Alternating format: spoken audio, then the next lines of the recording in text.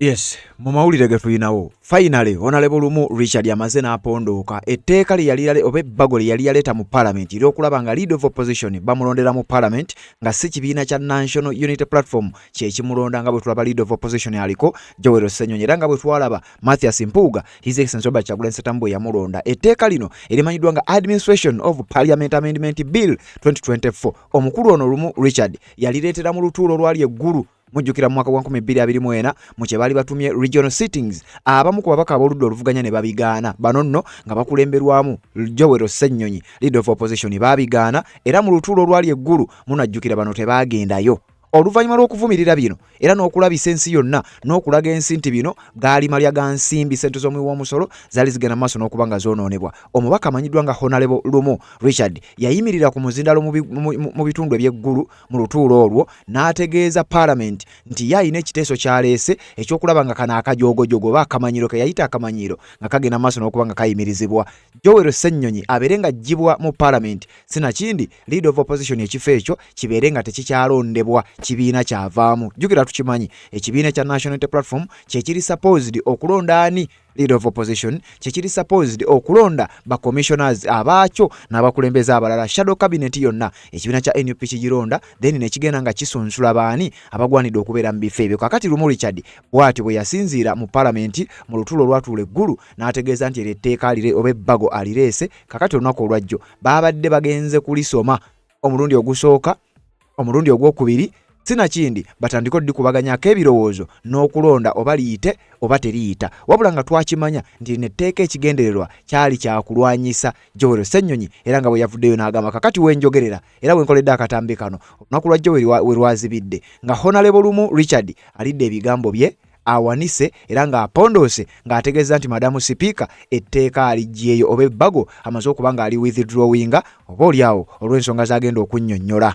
I'm here to move a motion to withdraw a bill entitled the Administration of Parliamentary Amendment Bill 2024. In the course of tying up the loose ends, kakati wano nga Honorable Lumu Richard yabadde amaze okubeera nga apondooka era ng'etteeka amaze okuba nga alijjayo newankubadde nga babadde baamulabula abamu ku bannabyabufuzi naddala ab'oludda oluvuganya omuli omubaka amanyiddwa nga Honorable Goretti Namugga n'abakulembeze abalala ab'enjawulo ababadde nga bagoberera ebintu bino era nga ababadde bamanyi oba bagambe okuba nti basomera ebbaluwa mu bbaasa ne bategeera Honorable Lumu Richard ekigendererwa kye kyali ki na nsonga ki yali asinzirako okuba nga aleeta etteeka lino. Kakati wenjogerera finally mu butongole etteeka terigenda kuyita, terigenda kuteesebwako, terikyayinza na kuddamu kuwulirwako wantu wonna kubanga bamaze okuba nga balisuula mu kasero. Honorable Lumu Richard bw'atyo n'aba nga yamaze okuba nga afikka n'etteeka lye terikyagenda maaso n'okuba nga liyita. Kye tumanyi obulungi ennyo nti n'etteeka lyali ligendereddemu kulwanisa Leader of Opposition Honorable Joel Ssenyonyi aliko kubanga Mpuuga we yabeererako tebaalireeta,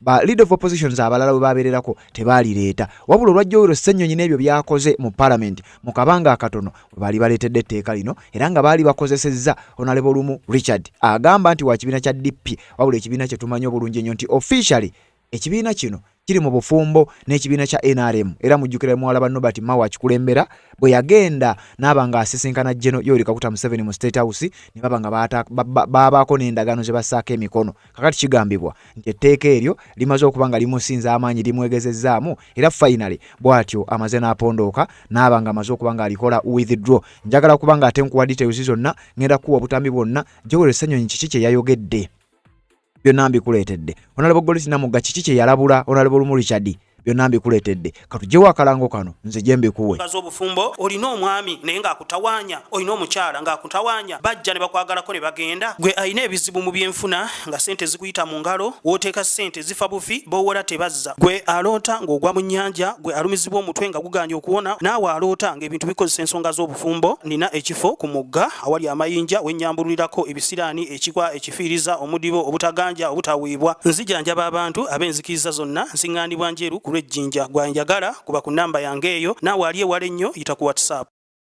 Yes, webale kubanga okyagoberera yonna gy'osinzira okubanga gy'otulabira ku mukuto gwa Red Zone TV atanaba kubanga osubscribinga kikole kirira wansi awo olaba ekigambo subscribe okikwateko kwata kade aka notification kakuyamba okubeera omu ku abo abasooka okumanya buli otuba tutaddeyo n'oba nga ate otambula naffe mu ngeri emu oba endala. Genda mu comment section teekamu obubaka bwo ku nsonga nga zino zemba nkuleetedde kubanga ensonga zino zitambuza amawulire tugakutuusako yonna gwe gy'osinzira ogenda maaso n'okubanga owuliriza omubaka ono Honorable Lumu Richard eyateeka parliament ku nninga wenjogerera ng'etteeka lye yaleeta amaze okubanga ali withdrawinga wabula aliko by'ayogedde ensonga lwaki etteeka lino alijjeeyo oba ebbago lino ensonga lwaki alijjeeyo ye alina ebigambo by'ayogedde byenjagala ogende mu comment section oluvannyuma lw'obbiwuliriza ombuulire okkiriziganya naye oba tokkiriziganya naye. Sisobola kukkiriza parliament yonna kulonda leader of opposition.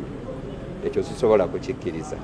Nze ekiteeso kyange kyali kigamba nti ffekka bali ku ludda oluvuganya bokka be balonda. Kati ngenza okwesanga nga waliwo eyakukusizza mu mbeera embi ebyo n'abiwandiika mu report.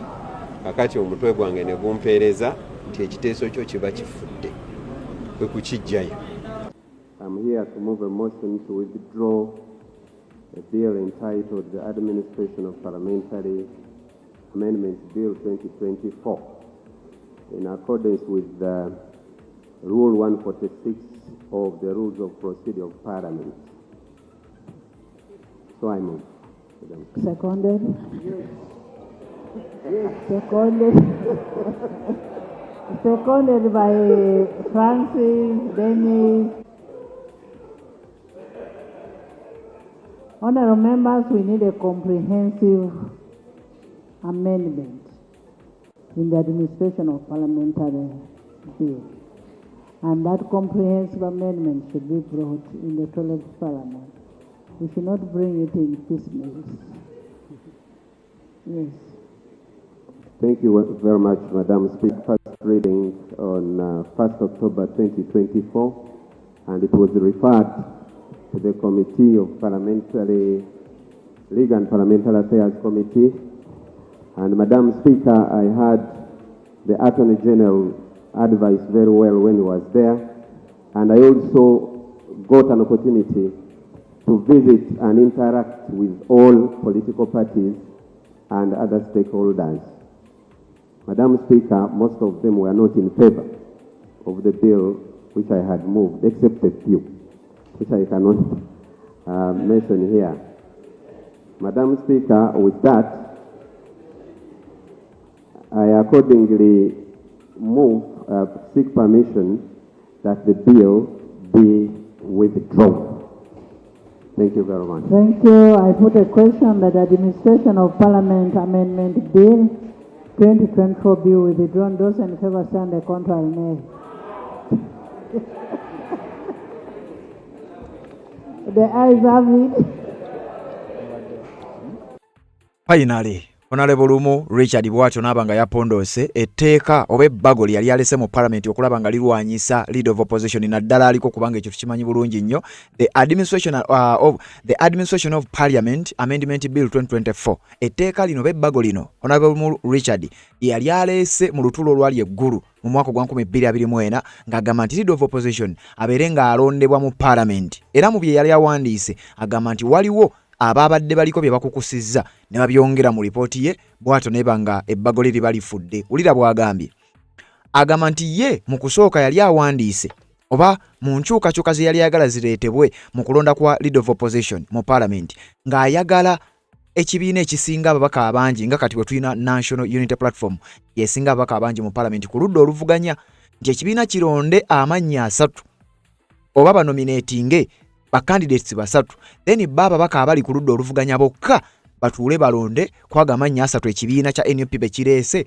ani agenda okubeera leader of opposition waabwe nga bonna balonze aba opposition bokka wabula mbu yagenza okuddamu okusoma mu report Honorable Lumu Richard ng'agamba ate nagenza okutuuka mu report ng'etteeka lino balikyusizza mbu nga bataddemu nti parliament yonna ebeerenga eronda leader of opposition era bye bigambo bya Honorable Goreti Namugga bye nakuwaako ng'amutegeeza nti bwe kiba bwe kityo kitegeeza ne ba commissioners Museveni alekerawo okubalonda tubeerenga ffe tubalonda ekibanga bwe kityo bwe kiba bwe kityo ne lead of government business ndoza bwe kiba kyetagisa aberenga naye alondebwa. Etteeka Administration of Parliament Amendment Bill erya 2024 bwe lityo finally ne libanga lyasuuliddwa. Honorable Lumu Richard lye yali aleese agamba nti waliwo bye baayongeddemu byatakkiriziganya nabyo kyokka ng'ekibiina mwavu ekya Democratic Party tukimanyi bulungi nnyo nti kino kiri mu bufumbo n'ekibiina ekya NRM era nga mwalabako Norbert Mao nga ye president general w'ekibiina ekyo. Honorable Lumu Richard Mwava yalabwako mu State House ne General Kaguta Museveni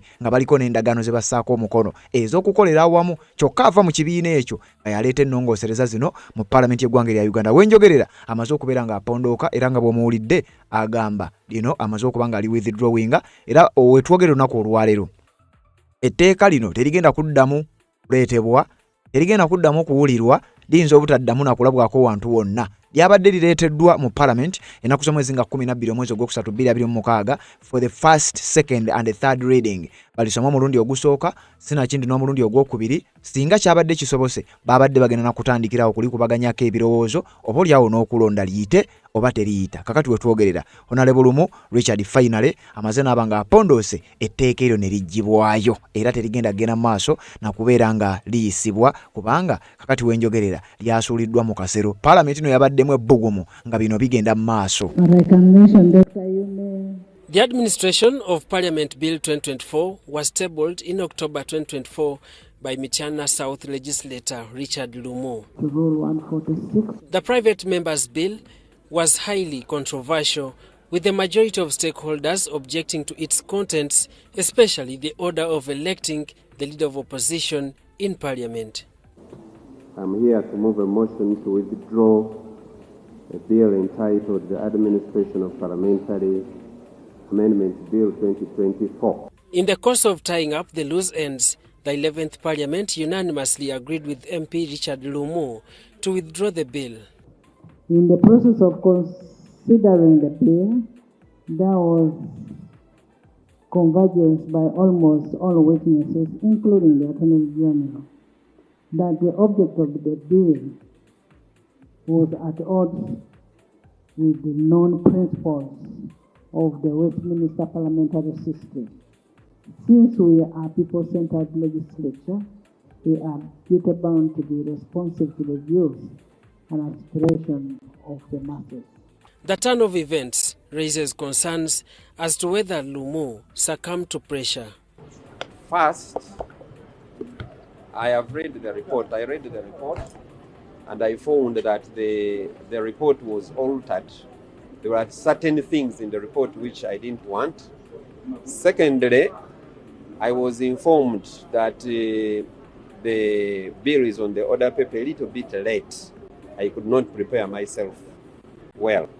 The move by Parliament to collapse the administration of Parliament Bill 2024 retains the earlier position created in 2006 that the leader of opposition is elected by the political party with the second majority of MPs in the House.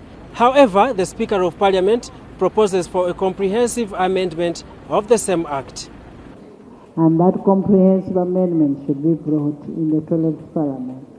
We should not bring it in piecemeal. Lumu had stated in the bill that the current operations of the leader of opposition marginalizes other parties in the opposition, including locking some of the members out of the consultation processes. Yeah, maybe that's what I was talking about, to say balance it up. If you want leaders on one side of parliament elected, let's have it cutting across. Let all the leaders, and maybe for us, we probably would have said, okay, that's okay. If you want the leader of opposition elected and the leader of government business also elected, both shadow cabinet and the other cabinet elected, we would say, okay, maybe that's worth discussing. But when it is one-sided, it's problematic. Most opposers raised concerns that it could demean the opposition in the House by fueling division and diluting accountability. They further asserted that if passed, it could also abuse the spirit of checks and balances. So it is not wrong. Even when you don't like an individual or an entity, you cannot make a law targeting an individual or a party or that kind of thing, because the tides can change. Madam Speaker, I heard the Attorney General advise very well when he was there, and I also got an opportunity to visit and interact with all political parties and other stakeholders. Madam Speaker, most of them were not in favor of the bill which I had moved, except a few. Daniel Mugoya, Gloria Gutabinji, UBC News. Akati yoyo Honorable Lumu Richard yategeezezza nti ye yagenze maaso n'okuwuliriza advice zavudde mu bamu ku bannabyabufuzi abalala be yabadde consultinga ku nsonga eno, era n'ategeeza yatuukiridde bannabyabufuzi ab'enjawulo mu bibiina eby'enjawulo yagenza okukizuula ng'ekyamazima tewaliyo politician alimu nsa agenda maaso nakubanga awagira kino, era bw'atyo n'awalirizibwa ogenda maaso n'okubanga naye akijjamu enta. Leader of opposition aliko Joel Ssennyonyi yamulabudde era n'amutegeeza nti ssebo oyinza okuleeta etteeka lino ng'oyagala kulireetera nze, wabula nze sigenda kubeera leader of opposition paka yakuleeta etteeka lino ffe nga ba NUP singa tukwata obuyinza gwe ekibiina kyo ne kibanga kye kiri ku ludda oluvuganya ne kifuna ababaka bangi ojja kutuuka ekiseera wejjuse lwaki waleeta etteeka eryo. So Joel Ssennyonyi yabategeeza nti we muba mufa kafo kano ak'okubeera nti nze leader of opposition sigenda kubeera leader of opposition oba sigenda kubeera mu kifo kino bbanga lyonna, ngenda kubeerawo emyaka 2 kitundu gino gigenda kuggwako mu mwezi gw'okutaano, then awo ekibiina kya NUP kijja kulonda baba n'abankomezzaawo era sijja kubeerako olubeerera. Twagamba nti kiba kikyamu okuleeta etteeka ng'olina omuntu sekinoomu gw'otagetinga, kubanga etteeka lino mwaliraba nga litagetinga omuntu sigenda kubeera leader of opposition lubeerera. Kati bw'oleeta etteeka nga nze gw'otagetinga tekiba kituufu. Kati bwe bukyenkya nga ekibiina kyo kyekirina okuleeta omuntu oyo aba tajje wano atagambe nti nedda kati oba tukyuseemuko naki. So world over amateeka kiba kirungi okukola etteeka ng'etteeka tuufu ddyo nga ddyo naye nga tolina muntu gw'otagetinga, kuba kati twagamba okay bw'oba oyagala leader of opposition alondebwe lwaki tewateeka mu bbago eryo nti ne leader of government business naye alondebwe? Bw'oba oyagala chief opposition whip alondebwe ne government chief whip lwaki toteeka mu tteeka eryo lyerimu naye alondebwe? So kati bwe bwali obuzibu singa yaleeta nti abantu bano bonna balondebwe nti shadow cabinet oyagala erondebwe ne cabinet ya side eri naye erondebwe. Kakati awo oba oli awo naffe twali muwagidde ne tugamba okay wano waliwo balance, naye bw'okikola nga olina side gy'otagetinga kiba kikyamu ne mateeka ge tusoma tekikkirizibwa. Kiba kikyamu okukola etteeka ng'olina omuntu gw'otagetinga kuba omuntu oyo ofiisi tejja gibeeramu. Ssennyonyi tegenda kuba leader of opposition lubeerera. Kati bw'okola etteeka nga gw'otagetinga ye nga ye oba kale ng'olina ekibiina ky'otagetinga, kati bwe bunaakya nga bwe bujja okukyanga ffe abali mu gavumenti nga tituli mu opposition. Kuba naye opposition tetugenda gibeera mu lubeerera. Kati bw'okola etteeka nga oba NUP gy'otagetinga oba Ssennyonyi gw'otagetinga ng'omuntu tekiba kituufu. Era ky'odola n'ebibiina ebirala byonna byagamba enkeera tuyinza okuba nga ffe abali mu opposition kaakati etteeka eryo teritunyige, kuba mwalaba ebibiina byonna byagamba nedda etteeka lino naffe abatagala NUP etteeka eryo si ddungi kubanga buyinza okukya nga ffe abakulembera opposition side etteeka lijja kuba litunyiga. So yensonga eyo nti bw'oba okola amateeka tokola tteeka ng'olina omuntu oba ekibiina ky'otagetinga tekiba kituufu. Omukulu alese ow'ebbago lino agamba nti olwaleero akizudde nti waliwo ebintu bye bayongeramu ku bbago lino okugeza nti ye yali agamba nti aba members ba opposition balina okulonda mu paliamenti naye agenza okuyisa nga bbago ligamba nti ababaka bonna aba paliamenti. Ani yalikyusa? Ebbago eryo libadde lirye lyakyuka ddi? Kubanga komiti gye yalitwala komiti yaligoba lyonna nga bwe liri. Kati bw'agamba nti waliwo eyalikyusa, ani yalikyusa? Etteeka private members bill esobola okukyusibwa nga gavumenti egiteekinze over. Ne bagamba nti kakati government side egenda taking over private members bill eno basobola okuyingiza mbo bye baagala. Naye it was not even taken over. Kati bw'agamba nti waliwo abaakyusa ate bo ne bateekamu ebyabwe baani? Kubanga etteeka libadde liri ye nga ye paka kaakano. Ky'ovudde olaba n'okulijjayo ye kennyini yalijjayo, tewali muntu mulala. So ekyo si kituufu. Etteeka libadde lirye era buli ekibaddemu kibadde kikyenga ye. Akati wano Joel Ssennyonyi ali mu kwanukula. Jjukira wali mu katambi k'enkuwadde. Lumu Richard yagambye nti ye mu tteeka lye yaleeta birala. Timbu yagenze okwetegereza ng'ate waliwo ebirala bye bongeddemu. Naye nga jjukira eno bagiyita Private Members Bill. Etteeka lirye era ye byonna ebiririmu ye yabiteekayo. Wabula kigambibwa tekirabika etteeka lyatuuse n'ekiseera n'alaba nga ligenda kumulya.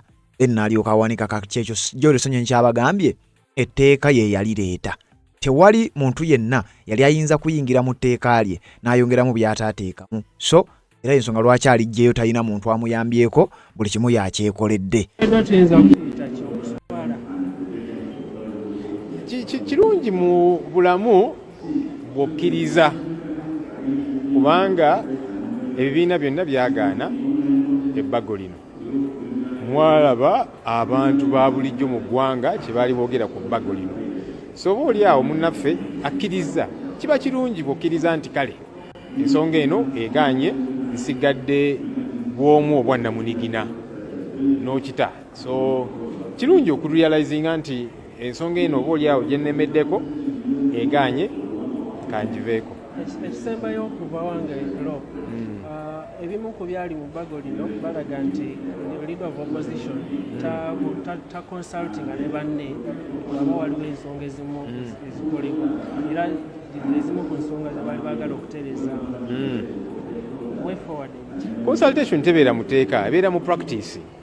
Era muzze mutulaba mu abamu nga mukavaringa ne meetings zaffe ezimu, decisions zonna ennene ze tusalawo tutuula ne tukkaanya. Kati abantu abamu yes, bo tebajja kujja mu meeting nti olwokubanga Ssenyonyi leader of opposition togenda basikalwa mpaka okujja mu meeting. Kati omuntu aba tazze mu meeting, abalala bo ne batula mu meeting ne bakkaanya ku nsonga emu oba endala, toyinza ate kunenya nze ssentebe wa meeting kubanga abalala bo bazze ne bawa ebirowoozo byabwe.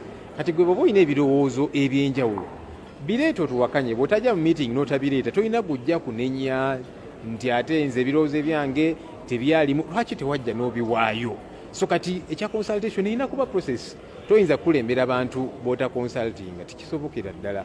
Otherwise singa emirimu gitambula n'emirimu gitambula netuga nti katugenda kukola bwe tuti ffenna ne tukola ekyo ne tugenda mujja kubeeramu omu babiri baba jogamba nze meeting sijja gendayo nja kukola byange, ekyo kya bulijjo. Naye abasinga muzze mulaba nga tutambulira wamu kubanga twe consulting tutuula ne tukkaanya ku nsonga ez'enjawulo.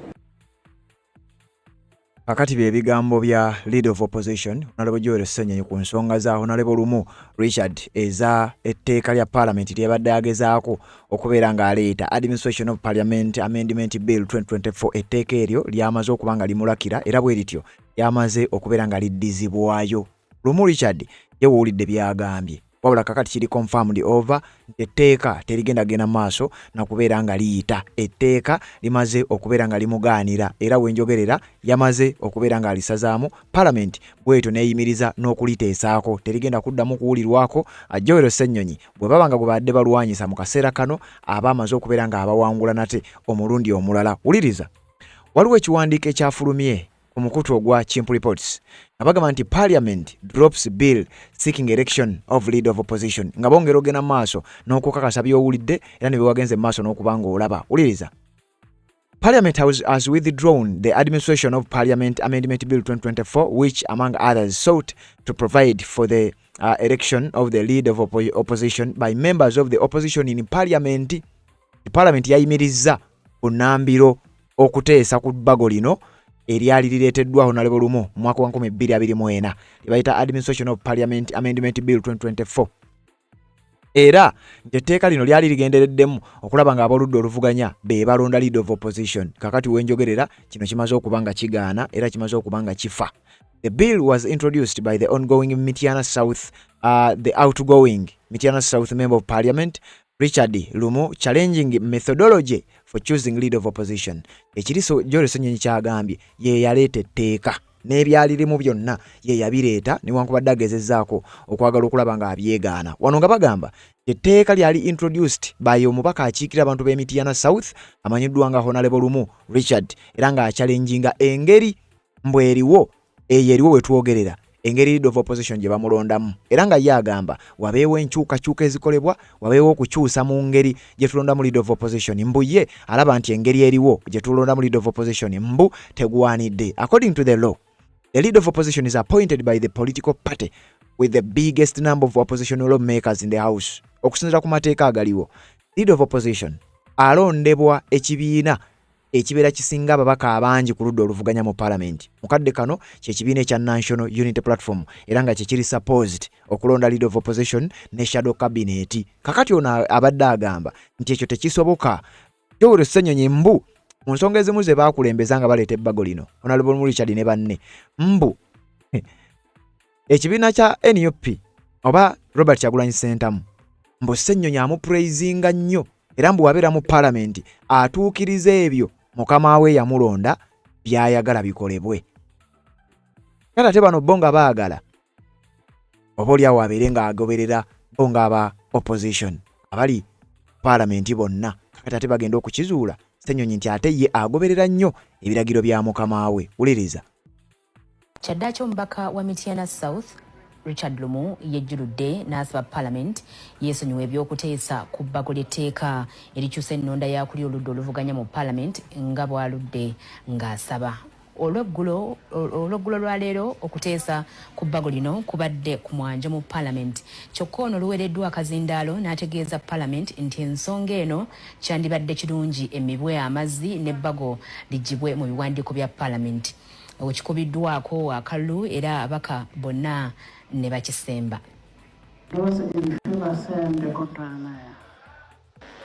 Thank you very much, Madam Speaker. I'm here to move a motion to withdraw a bill entitled the Administration of Parliamentary Amendment Bill 2024 in accordance with Rule 146 of the Rules of Procedure of Parliament. So I move. Seconded. Yes. Seconded. Baalireetanga tebantegeezezzaako nange nalisanga busanzi ku order paper so nga ate procedure entuufu yandibadde nti bategeezaako kwaleese ebbago n'asobola bulungi okwetegeka, naye ekisinze okunkwatako sisobola kukkiriza Parliament yonna kulonda leader of opposition. Ekyo sisobola kukikkiriza. Nze ekiteeso kyange kyali kigamba nti ffekka bali ku ludda oluvuganya bokka be balonda. Kati ngenza okwesanga nga waliwo eyakukusizza mu mbeera embi, ebyo n'abiwandiika mu report. Kakati omutwe gwange ne gumpeereza nti ekiteeso kyo kiba kifudde. Twagamba nti kiba kikyamu okuleeta etteeka ng'olina omuntu ssekinnoomu gw'otagetinga. Kubanga etteeka lino mwaliraba nga litagetingamu. Omukulu oyo yagamba nti yafunye advice kwa bantu ab'enjawulo era nti advice eyo amuyambye okukkiriza agenda maaso n'okubeera nga ajjayo etteeka lino. Era abantu bangi bamuwabudde naye nga ajjukira nakugambye waliwo n'ebigambo bya Honorable Goretti Namugga. Ono yamulabulako amugamba nti bino byokola ayina ngenda kuwa akatambi wano Honorable Goretti Namugga nga amulabula. Era bino agamba nti zezimu ku advice zaawuliriza wabula nga kigambibwa waliwo external forces zibadde mabega wa bino. Oludda olwabula gavumenti lusoose kubeerawo mu kiseera kino nga Honorable Joel leader of opposition. Era ebiseera ebisinga twewalanga okuleeta ebiteeso nga tutagetinga bantu. Twalaba kwe wano Poma Public Order Management Bill ba Honorable Mbabazi gye baleeta ng'alowooza atagetinga opposition then. Naye bwe yajja okwesimbawo kuba president etteeka lye limu ne limukolako bwe yalaba nti okuleeta amateeka amabi nga mugaleetera muntu omu kibi. Wano bwe twali tuna ku Computer Misuse Act etteeka lyali likolebwa kubanga waliwo abaali banyiize oba baali banyiiziddwa ng'olaba etteeka si lya kuyamba bantu. So mubaka munnange muwa amagezi nti kibi nnyo okuleeteranga amateeka mu busungu oba okukozesebwa okuleeta amateeka. Oludda oluwabula gavumenti kiri mu ssemateeka. Tulina oludda oluwabula gavumenti, tulina ne gavumenti eri mu buyinza. Kakati bw'aba ayagala tulonde leader of opposition alondebwe mu parliament. Nsaba ne prime minister bamulondere mu parliament. Government chief whip bamulondere mu parliament. Nga bw'ayagala okulonda opposition whip. Naye ate nze nalirowoozezza singa munnange afaayo nnyo okugoberera n'okulaba nti amaanyi twali gatadde mu kulaba nga parliament ezzaawo amaanyi gaayo n'okuweereza bannayuganda. Yalibadde asooka kuleeta motion ekyusa mu ngeri gye tulonda ba commissioners. Ba commissioner ne balondebwa parliament nga tebalondebwa mukulu Museveni ng'omuntu. So bino byonna obitunuulira nti oluusi tukola ebintu nga tulowooza tulina be tunyiiza. Nuupu nkimanyi nti ekuŋŋaanyiza abalabe bangi ba enemies nga sigamba nti bakyaye ekibiina. Naye ndowooza kati ebikolebwa mu opposition abantu balaba nga tulabisiza nnyo eggwanga. nze mbasuubiza busuubiza nti bino byonna kiyita mu lujja guno omuyaga gujja genda ebyo bintu mugenda bireeta bannayuganda mbawonenga nti buli wabanafuya opposition buli opposition wenafuyiza omanya nti eggwanga liwedde kubanga bwe leader of opposition woga nti alondebwe by independence n'abamu abalala abali ku leader of opposition kitegeeza NRM kisinga by independence mu parliament kitegeeza nti NRM yegenda okubanga eronze leader of opposition nga mwawulira version eya PLU versus NRM kya Muhooza je yesimbewo ne taatawe Muhooza aleta ababaka abangi era babeere mu opposition so mujjukira mbajjukiza nti mukulu Museveni yagamba 2026 opposition ejja kuba efudde era guno omulimu agukola aina ba agent bangi ba agent mu nsonda zonna nyenze ntegeeze eggwanga ensiteko makuffe sife tusoose okuba ababaka ba parliament we shall come and go so ababaka banange mbategeeza nti kiri baluma nnyo bwe balibeera nga bakaddiye bali ewaabwe babulako kubwako mpumbu nga baleeta ngazo obufumbo olina omwami naye ng'akutawanya olina omukyala ng'akutawanya bajja ne bakwagalako ne bagenda gwe alina ebizibu mu byenfuna nga sente zikuyita mu ngalo wooteeka sente zifa bufi bowola tebazza gwe aloota ng'ogwa mu nnyanja gwe alumizibwa omutwe nga guganja okuwona naawe aloota ng'ebintu bikozesa ensonga z'obufumbo nina ekifo ku mugga awali amayinja wennyambululirako ebisiraani ekikwa ekifiiriza omudibo obutaganja obutawiibwa nzijanjaba abantu ab'enzikiriza zonna nsiŋŋaanibwa njeru ku lw'ejjinja gwanjagala kuba ku nnamba yange eyo naawe ali ewala ennyo yita ku WhatsApp